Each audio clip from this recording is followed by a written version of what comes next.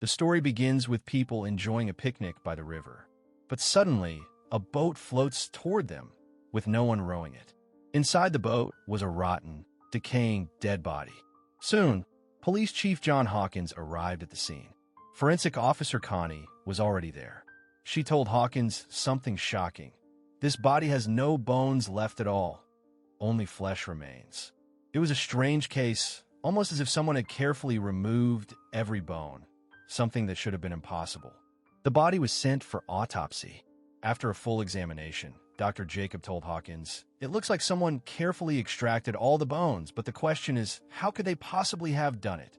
Inside the body, Jacob also discovered a strange insect, like a bee. He sealed it in a jar for further study. Hawkins gave the jar to Connie, thinking it might be an important piece of evidence to uncover the cause of death. Soon after, Connie identified the victim. His name was Dr. Cole Parsons, a scientist who had moved here about a year ago. His wallet and some personal belongings were found in the boat. Before that, he used to be a university professor, but then he abandoned everything and chose to live alone, deep in the forest by the river. To investigate further, Hawkins realized he would need to visit the man's house. That's when we meet Meg, Hawkins' ex-girlfriend. Meg now works as a forest guide for the police. Hawkins explained the case to her, and Meg told him she knew the scientist. About a year ago, she had even helped him carry some of his equipment. She knew he was working on some kind of experiment, but had no idea what it really was. Hawkins asked Meg to join him in investigating the case more closely, and she immediately agreed. Hawkins also asked Dr. Jacob to come along. Before leaving for the investigation, Hawkins gathered more information, and that's when he learned something chilling. The scientist had a young daughter, but she had disappeared a year ago, and no one ever found her. The very next day, Hawkins, Meg, and Jacob packed their gear and set out into the dense forest. Part of the journey would have to be done by boat in order to reach the scientist's cabin. On the way, Hawkins received a call from Connie. She told him that the strange insect they had found inside the body had died yesterday, but today it came back to life. She asked if she should send the creature to the lab for further testing, but Hawkins told her to wait until he returned. Connie also revealed something else. After the scientist's daughter went missing, his wife had lost her mental stability. She was hospitalized for 3 months and blamed her husband for their daughter's disappearance. By nightfall, Hawkins, Meg, and Jacob finally reached their destination. Once a beautiful home, the place had now decayed into a terrifying, abandoned cabin where no one dared to go. Hawkins told Meg and Jacob to wait outside while he went in first to make sure it was safe. The inside was a mess, everything torn apart and scattered, clearly untouched for a long time. As Hawkins searched, he noticed strange things, like the ceiling itself, moving unnaturally as if it were alive. Then he came across a locked door, sealed tightly. Hawkins stepped back outside to call Meg and Jacob in. It was already late, and going back through the forest at night didn't feel safe. They decided to spend the night in the cabin. But the atmosphere inside was unnerving. Strange echoes and noises drifted through the halls. Hawkins tried to calm them, saying it was probably just rats or raccoons making the sounds. Suddenly, the lights inside the cabin began to flicker on and off. That's when they noticed a door leading down to the basement. In the basement, they discovered a massive machine, some kind of strange power generator. It looked like an oversized industrial charger. Hawkins remembered reading about a device like this during his research before coming here. As they searched further, they noticed electrical wires running up from the kitchen cabinets toward the upper floor. They guessed that whatever this machine was powering, it had to be inside the locked room upstairs. And then, the same room Hawkins had found sealed earlier suddenly opened on its own. Hawkins called Meg and Jacob to join him, and together they stepped inside. The walls were covered with disturbing photographs and mysterious occult symbols, mixed strangely with scientific equipment.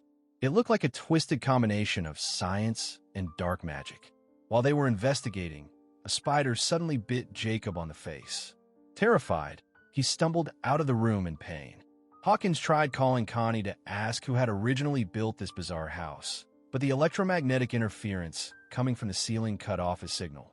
Meanwhile, tension grew between Hawkins and Jacob. especially because of Meg. Before Hawkins, Meg had been Jacob's girlfriend, and deep down, Jacob was still in love with her. The air between the three of them grew heavier and more uncomfortable. Later, when they prepared to rest, Hawkins suggested they all stay together in one room for safety. But Meg insisted, "No, I want to sleep alone." That night, Jacob's condition worsened. The spider bite had left him sick and restless. No one could sleep. Feeling uneasy, Meg finally left her room and came into Hawkins. She confessed she felt a dark, sinister presence in the cabin. And in the middle of that fear and tension, the two of them grew closer. Suddenly, a ladder dropped down from the ceiling on its own. Jacob's condition kept getting worse. It was as if something had taken control of him. Then, from outside, strange noises echoed. Meg and Hawkins quickly grabbed their weapons and rushed out. Standing there with a gun pointed at them was a woman. It was Linda, Dr. Cole Parsons' wife. She had come searching for her missing husband. Hawkins calmed her down, explaining that he was with the police and that her husband's body had already been found by the river. Realizing they meant no harm, Linda lowered her weapon. While they spoke, Meg went down to the basement, hoping to restore the cabin's power. That's when she saw a dark, haunting shadow of a child following her. Meg found a doll there, strange and unsettling, and kept it with her. Meanwhile, Hawkins realized Jacob was gone. He rushed outside, only to hear strange noises coming from the upstairs room. Together, Hawkins, Meg, and Linda climbed toward the attic, and there they found Jacob trapped inside the machine. They pulled him out, but Jacob didn't seem like himself anymore. His eyes were distant, his body weak. It was as if he was someone else entirely. In that moment, Linda froze. She heard the voice of her missing daughter, calling to her from the upstairs room. When Hawkins and the others questioned Jacob about how the machine had turned on or why he had gone into that room, Jacob panicked. Shaking, pale, and confused, he could only repeat, "I don't know. I don't know how it happened." Linda stood before the machine, visibly shaken. Meg asked if she had any idea what it was. Linda explained. It was an electromagnetic device designed to generate extremely powerful magnetic fields. And she warned them it was dangerous, deadly. Hawkins then led Linda to the upstairs room with the photographs and strange symbols plastered across the walls. Linda's face turned pale. She knew her husband too well, and she was certain none of this was his work. Now Linda feared that maybe something terrifying had taken control of her husband. Then Hawkins found a laptop with a password. He couldn't open it. He asked Linda to help unlock it. Before they could do anything, they saw Cole standing outside the house window. He was alive and perfectly fine. They rushed out, realizing this was no illusion. Cole was truly alive. Angry, Linda slapped Cole hard. But Cole gave no reply. He said, "Your anger is justified. Hit me if you want." Everyone went back inside and sat down. Hawkins asked Cole where he had been all this time and what happened here.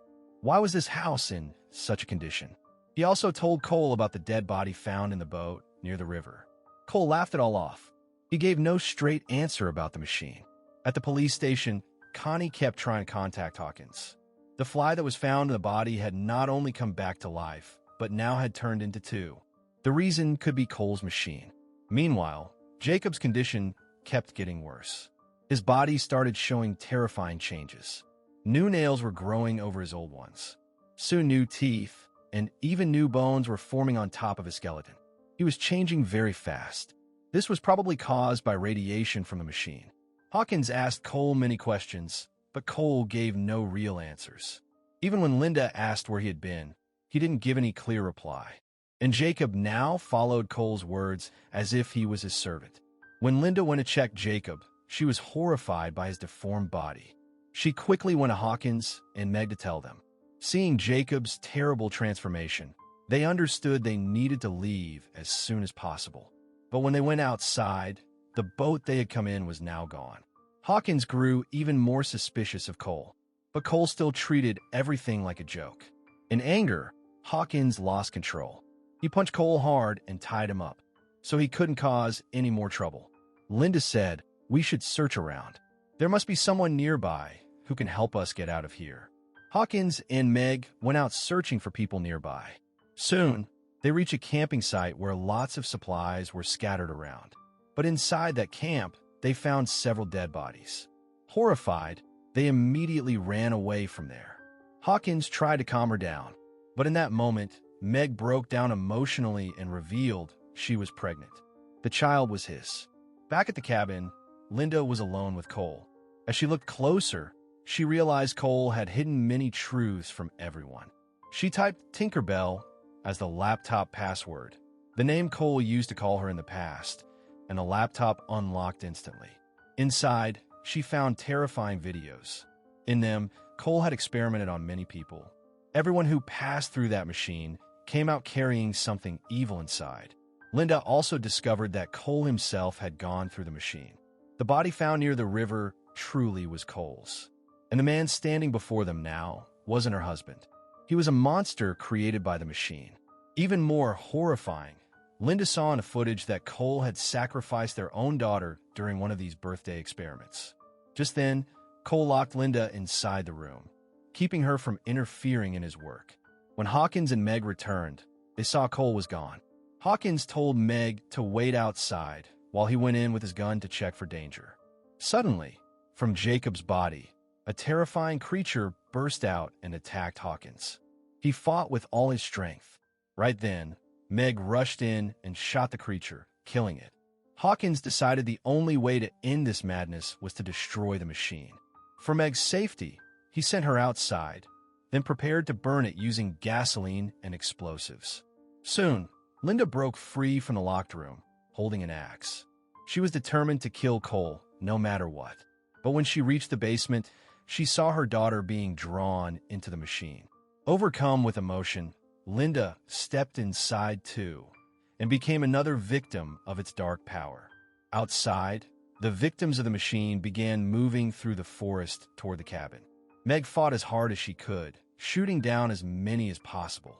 But strange, twisted humans kept coming out of the woods faster and faster. In the basement, Hawkins found gasoline. He carried it upstairs. By now, Linda's body had transformed almost completely. Meg was forced to shoot her too. Upstairs, a brutal fight broke out between Hawkins and Cole. Seizing the chance, Hawkins set the machine on fire. Flames spread quickly. Hawkins shouted at Meg to get out. She ran outside, but Cole rose again, grabbing Hawkins. Then a massive explosion ripped through the house, destroying everything. Hawkins sacrificed his life to stop him. Now Meg was left alone. Surrounded and attacked from every side, she froze in shock. 8 months later, Meg was alive and safe at her home. Connie came to deliver some of Hawkins' belongings to her. As soon as Connie left, Meg burned all of it. And then, we saw Meg's lifeless body lying under a tree. With that, the story ends.